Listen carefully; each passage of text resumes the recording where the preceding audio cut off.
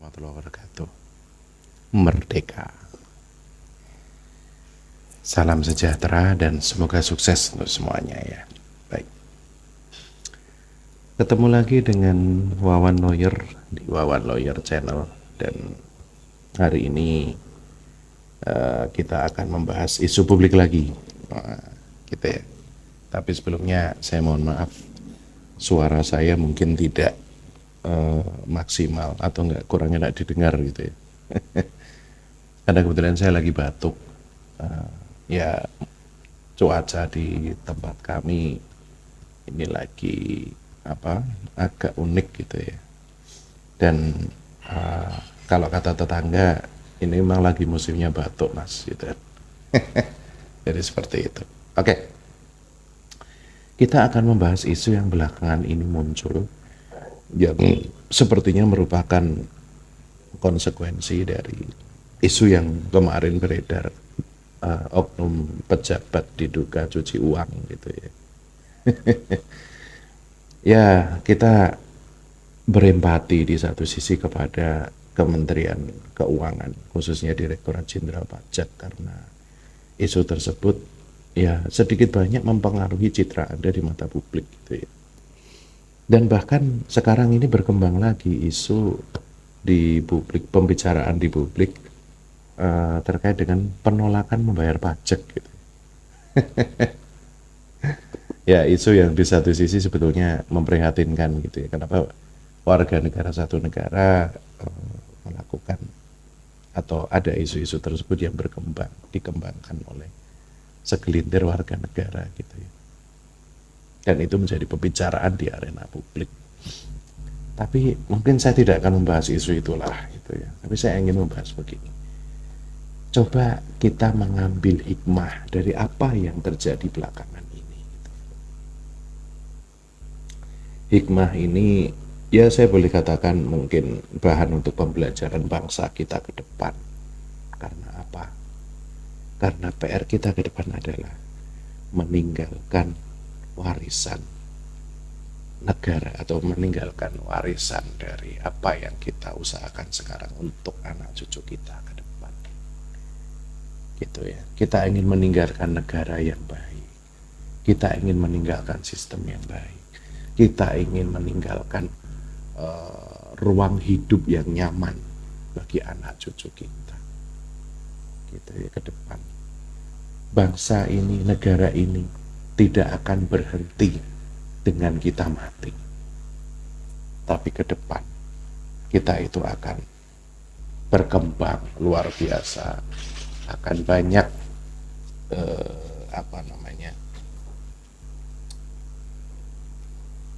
anak-anak kita yang sekiranya akan menikmati kehidupan yang enak gitu, yang dan tantangan-tantangan masa depan mereka juga tidak akan ringan.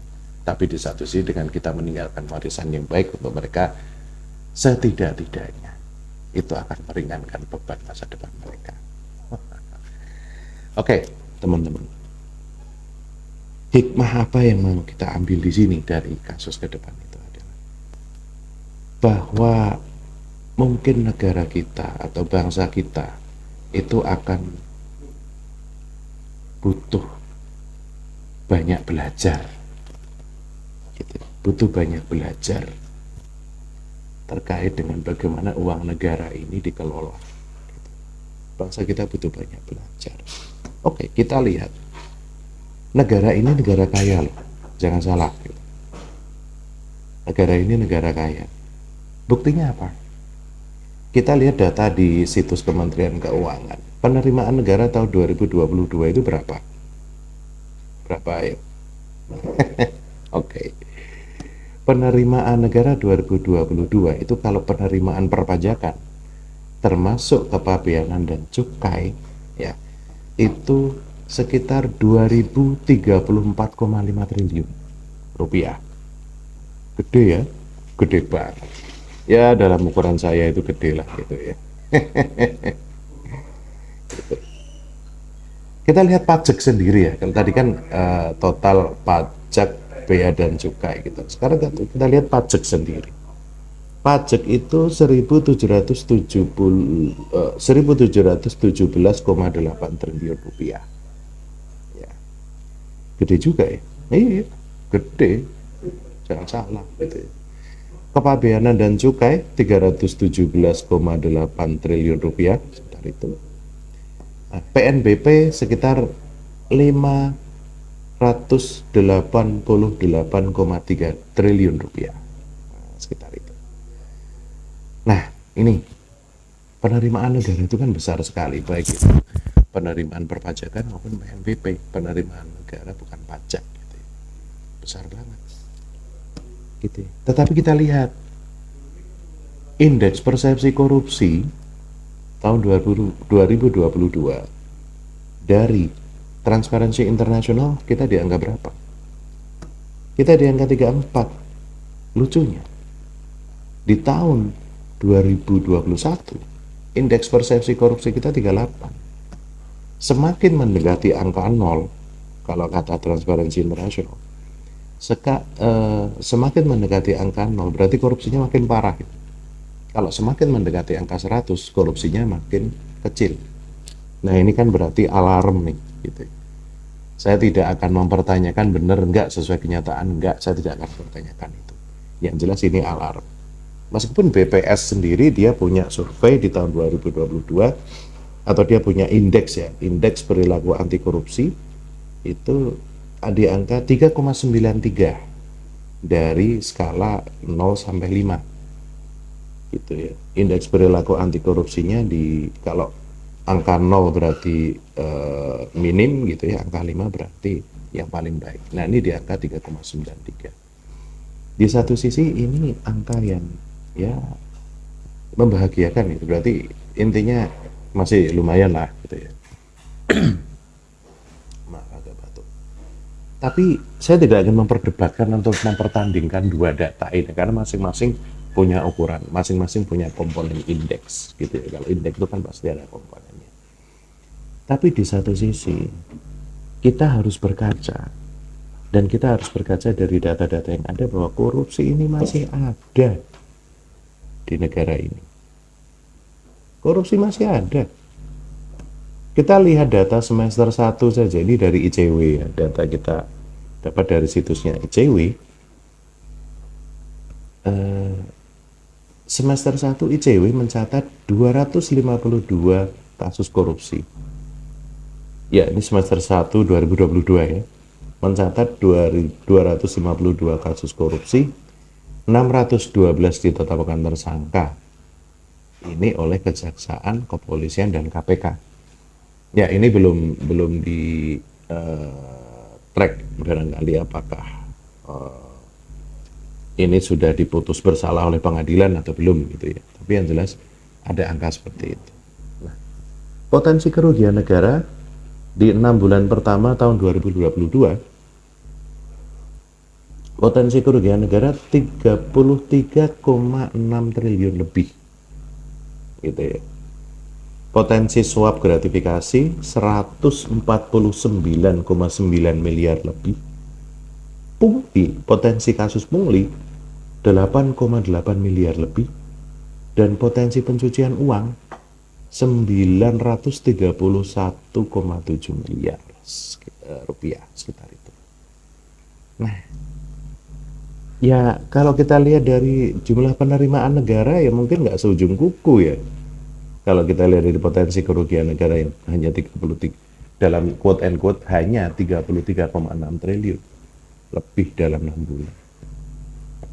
Tapi yang kita lihat jangan di situ. Kalau di situ ya kita lihat ya memang itu mungkin hanya seujung kuku APBN kita gitu ya. Tapi yang kita lihat ternyata masih ada tindakan korupsi yang masih ada tindakan korupsi di negeri ini gitu ya. Pertanyaannya, apakah kita akan mewariskan ajaran korupsi untuk anak cucu kita? Gitu. Oh, ternyata masih ada kok. Tiba-tiba misalnya kita suruh anak cucu kita jujur atau gitu, kita menanamkan pendidikan ke anak cucu kita agar ketika mereka suatu saat jadi pejabat negara misalnya, Mereka harus jujur, harus berintegritas macam-macam. Bagaimana kalau kemudian ternyata mereka ngeles kita dengan mengatakan, "Ah, Pak atau Ayah, nah itu yang korupsi juga masih ada tuh," gitu. Kita mau bilang apa coba? Gitu. Kita mau memberikan apa namanya? Kita memberikan contoh yang jelek buat anak kita? Enggak kan? Gitu. Terkait dengan suara publik yang tadi kami sebutkan, teman-teman. Terkait dengan suara publik yang tadi kami sebutkan, itu sebenarnya menurut saya barangkali yang dalam hati mereka adalah bahwa negara ini butuh menyediakan jaminan atau membuat penjaminan agar duit itu tidak ada serupiah pun yang dikorupsi. Tidak ada serupiah pun yang dinikmati koruptor salah melawan hukum. Itu. Tidak ada serupiah pun yang dinikmati atau namanya yang digunakan untuk memperkaya diri pribadi oknum atau orang lain atau satu oknum korporasi misalnya secara melawan hukum. Itu gitu. Nah, sekarang jaminan negara apa? Oke, sudah ada institusi penegak hukum, KPK, kepolisian, kejaksaan, pengadilan, sudah ada undang-undangnya juga pemberantasan tindak pidana korupsi, bahkan sudah ada intelijen keuangan yang namanya PPATK, sudah ada undang-undang terkait dengan pencucian uang. Tapi kok masih ada koruptor? Masih ada kasus korupsi? Nah, ini pertanyaan besar bagi kita, bagi bangsa kita. Bagaimana cara terbaik menyediakan jaminan agar uang rakyat yang terkumpul melalui pajak dan PNBP serta bea cukai itu dapat menghasilkan produk pembangunan yang baik, bukan dinikmati oleh segelintir oknum. Gitu loh. Ya oke, kalau kita lihat dari perbandingan datanya ini seujung kuku gitu kan. Tapi jangan dilihat di situnya. Gitu loh. Jangan dilihat di situnya. Yang harus kita lihat adalah seberapa besar sekarang kita renungkan, seberapa mampu kita sekarang meninggalkan warisan sistem anti korupsi yang nanti akan berdampak pada anak cucu kita. Jangan-jangan duit yang selama ini disetorkan melalui pajak, PNBP, bea cukai, itu ujung-ujungnya masuknya ke sana kan? Kalau misalnya publik ada kekhawatiran seperti itu ya wajar-wajar saja. Lawang tiap hari juga kita disuguhi berita penangkapan tersangka korupsi macam-macam. Kalaupun misalnya berita korupsi misalnya ditutup-tutupin misalnya, ya nggak ada gunanya. Masyarakat sekarang pintar ngakses berita kok gitu. Nggak dari berita media mainstream, ya dari media sosial. Dan persoalan berita itu sebetulnya kan inti masalahnya bukan di situ. Inti masalahnya adalah seberapa kuat atau seberapa mampu kita sebagai bangsa Indonesia menjaga integritas para penyelenggara negara. Itu masalah. Artinya kalau ada kasus-kasus korupsi seperti itu, maka kita sudah bikin undang-undang macam-macam, sudah ada institusi penegak hukum. Artinya PR kita itu adalah bagaimana supaya negara ini mampu mencegah korupsi. Dan itu bukan hanya PR pemerintah saja, itu PR semuanya. Di dunia pendidikan juga begitu. Gitu. Ya, ini keprihatinan bersama, bukan hanya keprihatinan satu pihak, bukan hanya keprihatinan Kementerian Keuangan, bukan hanya keprihatinan Direktorat Jenderal Pajak. Ini keprihatinan semuanya kok. Gitu.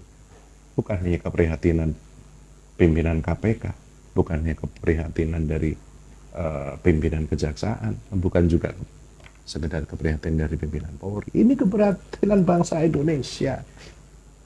Gitu. Bahwa masih ada yang perlu kita perbaiki di negara ini.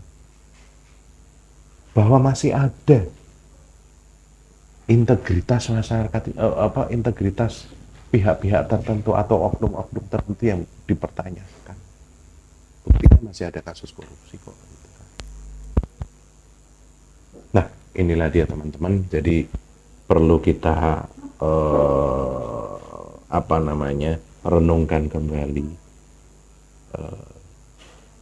terkait dengan penyediaan jaminan yang baik oleh negara terhadap uang yang dikelolanya gitu, supaya itu tidak dikorupsi oleh koruptor. Pencegahan korupsi ini harus bagus gitu ya. Baik, itu saja barangkali suara publik ya. Saya hanya sekedar mencoba nyuroso gitu, atau istilahnya itu bahasa Jawanya nyuroso, atau istilah yang lebih kerennya adalah istilah lebih kerennya itu adalah mengolah rasa gitu ya, betapa negara ini butuh input yang baik dari kita semua. Demikian pembicaraan dari saya. Wabillahi taufiq wal hidayah. Wassalamualaikum warahmatullahi wabarakatuh.